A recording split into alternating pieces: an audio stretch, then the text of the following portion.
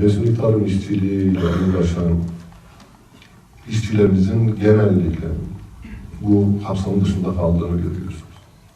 Türkiye'de ve özellikle bölgemizde ve ilimizi daha çok ilgilendiren, yani mevsimlik tarım işçisi olarak tabir ettiğimiz kesimin neredeyse %50'si Şanlıurfa'yı ilgilendiriyor.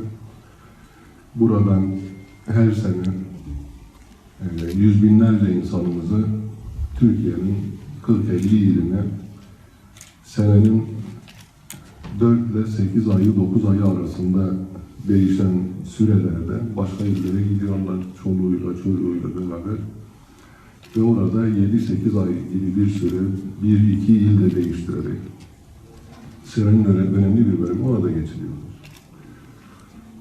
Tabii bu sadece tanımlandığı, biraz önce ifade ettiğim şekliyle basit bir mesele değil. Şanlıurfa'nın biliyorsunuz 2.200.000 civarında nüfusu var. Geçen pandemi sürecinde seyahat izinleri nedeniyle bugüne kadar tabii Şanlıurfa'da kaç ailenin, kaç tarımsal, mevsimlik tarımsal işçinin Şanlıurfa'nın başka illere gittiğine yönelik somut bir tespit olmadığını da görüyoruz. Ortaya çok değerli bir rapor çıktı. Ben Şevket Hocama ve emek veren, bu konuda bu çalışmalara emek veren bütün hocalarımıza ve kurumlarımıza çok teşekkür ediyorum.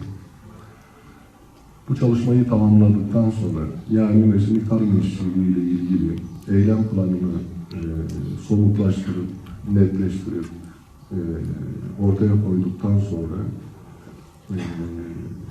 şu anda devam eden arazi anlaşmazlıklarıyla ilgili çözüm önerilerini ve eylem planını içeren bir çalışmayı da inşallah kısa süre içerisinde Yalova Bölge Kalkınma İdaremizin ve diğer kurumlarımızın da desteğiyle tamamlamış olacağız hep birlikte. Daha sonra yapacağım şeyi şimdi yapayım. O yüzden huzurunuzda hakikaten Sayın Valime gerçekten bahsettiği çalışmalar Sayın Valimizin özel bu bölgeye ve bu bölgede yaşananlara ilişkin özel kaygısı, muhabbetinden kaynaklanıyor. O yüzden ben de huzurunuzda kendilerine teşekkür ediyorum.